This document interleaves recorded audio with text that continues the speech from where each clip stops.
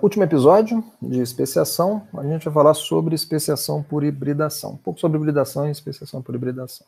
Bom, como a gente viu ao longo dessas aulas, né, o processo da especiação, ele pode ser um processo contínuo, longo e contínuo. Tá? Então esse é o desenho aqui, o contínuo da especiação.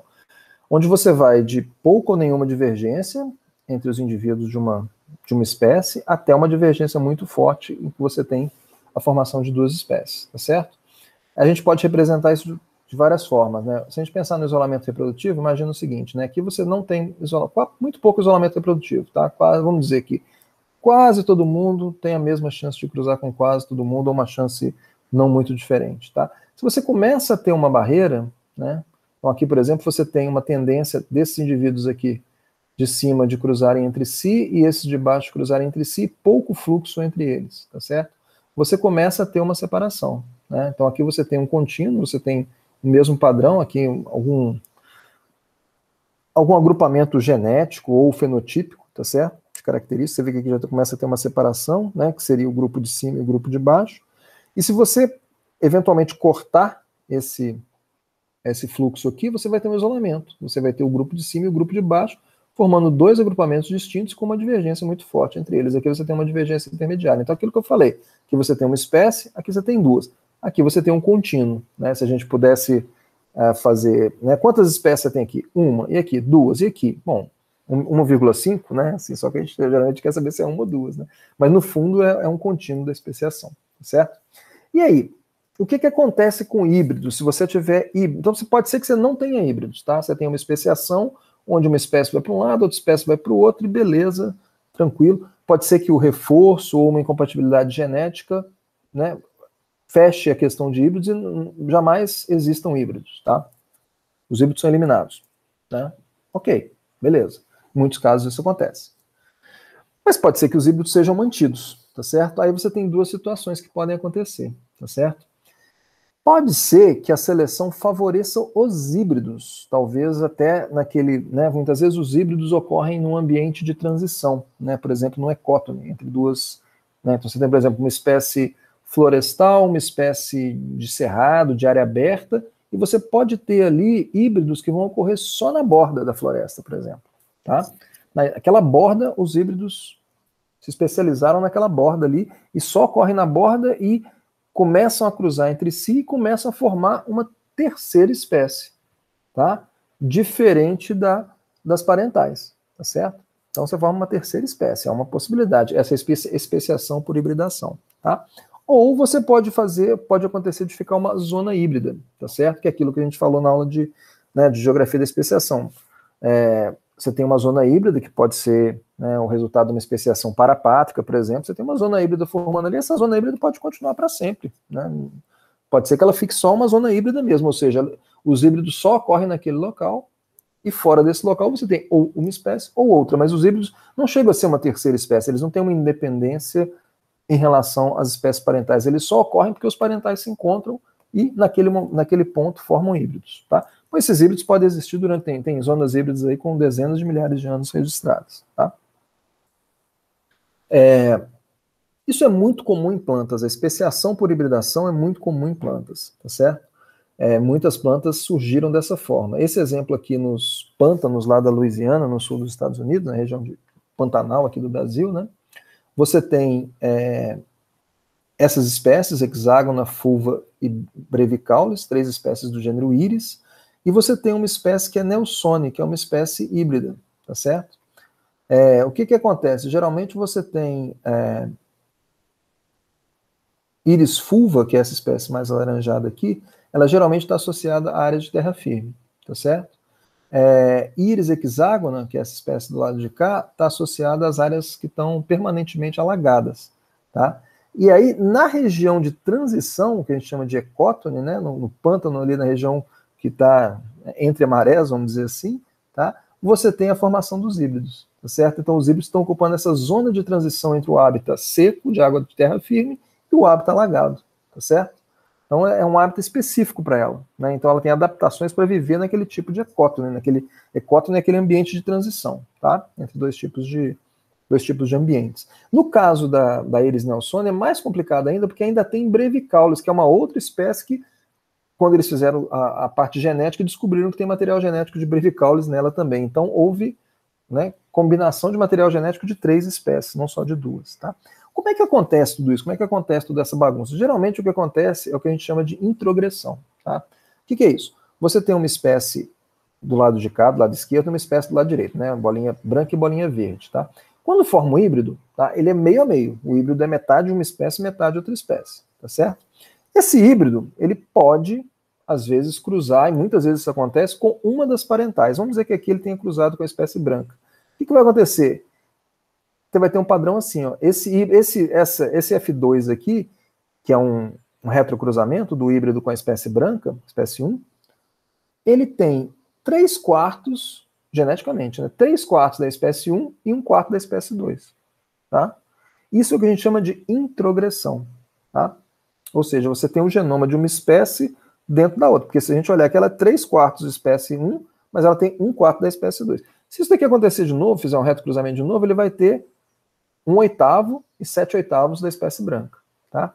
Se por um acaso, eventualmente, esse híbrido começar a reproduzir entre eles, indivíduos desse híbrido só, e isolar reprodutivamente das espécies parentais e ficar estabilizada essa introgressão, você vai ter uma terceira espécie, tá? Que tem material genético predominantemente da espécie 1, mas um tanto da espécie 2. Tá? Então você tem uma introgressão do genoma de uma espécie na outra. Tá?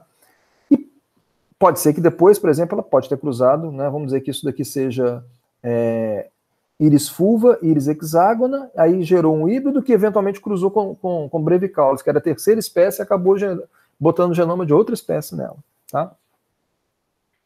Isso é muito comum em plantas por várias razões. Né? Uma delas é que plantas, muitas vezes, você pode ter os dois sexos no mesmo indivíduo, então facilita você ter uma autofecundação, por exemplo. Tá?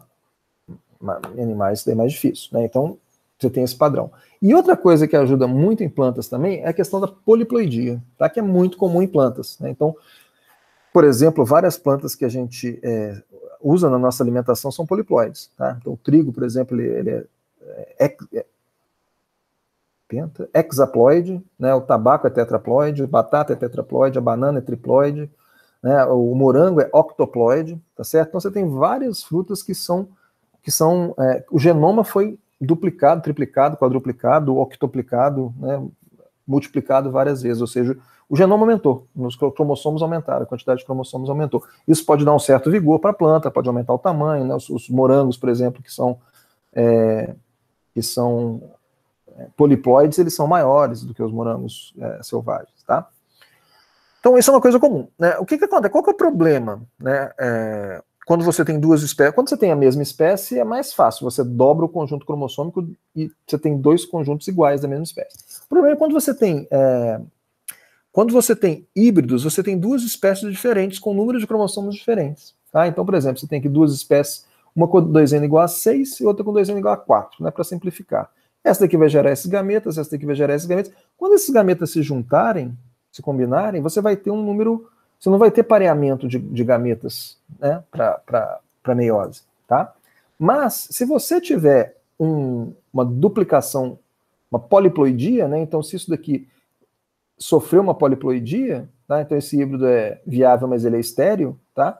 Se houver poliploidia, o que vai acontecer? Você vai ter a formação de gametas, né, porque você está poliploide, né, você duplicou, então você tem parzinho de gameta para meiose, para cada gameta, né, certinho. Então isso pode ter uma espécie que vai se reproduzir. Então, quando você combina, né, a poliploidia com a hibridação, você consegue ter espécies viáveis, tá certo? Então esse daí é o que a gente chama de alopoliploidia, né, quando você tem hibridação entre espécies diferentes, né. Tem a autopoliploidia, que é quando você tem poliploidia dentro da mesma espécie, que é o caso das plantas que a gente se alimenta delas. Aquilo é uma poliploidia dentro da mesma espécie. Mas quando você tem a combinação de híbridos e a poliploidia, e isso daí acontece muitas vezes em plantas, você tem a viabilidade desses híbridos, dessa terceira, formando uma terceira espécie, um terceiro caminho. Tá? Antigamente acreditava-se que isso só acontecia em plantas, mas na verdade não, acontece também em mamíferos. Tá? Esse daqui é um exemplo, que é um ratinho aqui da América do Sul, lá da Argentina, que é o Tympanoctomis. que ele tem, acredita que ele seja tetraploide, tá? E acredita que ele seja produto da hibridação de Octomys com Pimpanoctomys, tá? Então essas duas espécies se juntaram para ter dado origem a essa terceira espécie híbrida aqui, tá certo? Outro exemplo, esses lagartos, aqui é uma bagunça, né? A gente tem a Neavese, que é essa espécie aqui, que seria produto da hibridação de, todos são do mesmo gênero, né? Aspidoceles, Exsanguis e Inornata, tá? É interessante porque o Exsanguis, ele é partenogenético, tá? Ele só tem fêmeas, ele é triploide, tá? Só tem fêmea, não tem macho, ele se reproduz por partenogênese, tá? O Inornata, ele já é diploide, tem 2 sexos normal. Quando ele se combina, dá origem ao Neavese, que é tetraploide e se reproduz também por partenogênese, tá? Não tem macho, só fêmeas, e as fêmeas se reproduzem por partenogênese. Isso é na natureza, tá, gente? Não estou falando de reprodução em cativeiro, não, tá? Então, esse daqui é o primeiro caso, né, de um tetraploide, um tetrápoda tetraploide partenogenético, tá? Interessante, né? Um outro exemplo aqui de especiação por hibridação, a gente tem essas espécies de aves, né, Dendroica audubone, na América do Norte. O audubone, que é esse daqui que ocorre nessa região aqui, né, da Califórnia até o estado de Washington lá em cima, até o sul do Canadá, o que acontece? Ele é híbrido de coronata com nigrifrons, tá certo? Então, quando você pega os marcadores nucleares, ó, aqui você tem que o coronata, esse é o marcador nuclear dele, tá? Você tem, vamos dizer, o marcador laranja é dele, tá? O marcador azul é do nigrifrons, tá vendo? Que é esse daqui que ocorre no México, tá?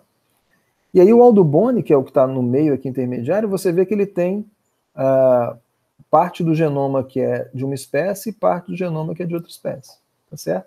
O que é mais interessante é que existe uma outra espécie, que é Goldmania, aqui da América Central, tá? Que ele tem parte do material genético de Goldmania também, tá? E outra coisa interessante é o seguinte, o DNA mitocondrial dele, né, então esse daqui é o DNA nuclear. O DNA mitocondrial, você vê que o DNA mitocondrial ele é herdado, né, só através das mães, né? Você vê que na região norte, o DNA mitocondrial vai ser sempre da espécie do norte. Quando você chega no sul, o DNA mitocondrial dessa espécie aqui, do audubone, já é da espécie do sul, tá? Então, um caso de hibridação que acabou levando essa espécie aí, certo? De aves, né? Então, esse caso que eu falei, né, esses últimos casos que eu falei são o caso onde você tem uma terceira espécie formada a partir da hibridação, tá certo? Mas você tem também as zonas híbridas, né, sem haver especiação, sem haver uma terceira espécie, tá? O caso clássico é dos corvos, né, da Europa, né, então você tem o Corvus cornix e o Corvus corone, que são as duas espécies, o Corvus corone o preto, né, aqui na parte mais oeste da Europa, né, e o Corvus cornix, que é mais do leste europeu, tá? E aí você tem uma zona híbrida, né, que vai daqui, pega o norte da Itália, sobe aqui, passa por aqui, corta lá a Dinamarca, corta inclusive lá na Escócia, tá? Então, nessa área mais escura você tem o corone e nessa área mais clara você tem o cornix. E nessa área de encontro, nessa zona de encontro, essa zona híbrida, você tem o híbrido, que é essa forma aqui que é intermediária entre as outras duas, tá certo? Esse híbrido está aí há muito tempo, vai provavelmente continuar aí, ele não é uma espécie diferente, ele só existe porque as duas espécies se encontram, formam esses híbridos têm uma fertilidade reduzida, baixa, ou são inférteis, ou se tiver alguma fertilidade é muito baixa, insignificante, então acaba que a grande maioria deles são gerados pelo cruzamento dos parentais mesmo, tem uma zona híbrida relativamente estreita, onde eles vão viver do tempo que continuar havendo essa zona híbrida, tá certo?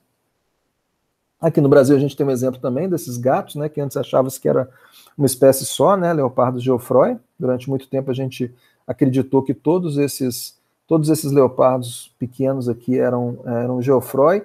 Descobriu-se que, na verdade, a gente tem duas espécies, né, o Gutulus, que é essa espécie mais ao norte, né, que em vermelho principal aqui do Brasil, e o geoffroy, na verdade, só ocorre no extremo sul do Brasil, pega o Uruguai, a Argentina, sobe para a Bolívia, mas é só um pedacinho aqui. E nessa região aqui do Rio Grande do Sul, você tem uma zona híbrida de mais ou menos 160 quilômetros de largura, onde você vai encontrar híbridos dessas duas espécies, tá certo?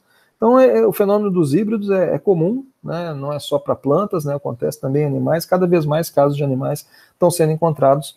O que não quer dizer que eles vão formar uma terceira espécie. Mesma coisa, que eles são híbridos que estão ali, naquela zona ali de contato, eles existem, mas eles estão restritos àquela zona de contato. Tá? Por quê? Porque a especiação, né, o isolamento reprodutivo entre as duas formas não se completou ainda. Tá? Lembra, a capacidade de reproduzir é uma condição primitiva. À medida que as espécies vão especiando, esse isolamento reprodutivo vai aumentando. Tá? Mas pode ser que ele nunca chegue a 100%, pode ser que ele fique ali numa faixa que não é 100%, é próximo de 100%, mas não é 100%, então você pode ter híbridos, às vezes você pode até de vez em quando ter algum híbrido fértil. Tá certo?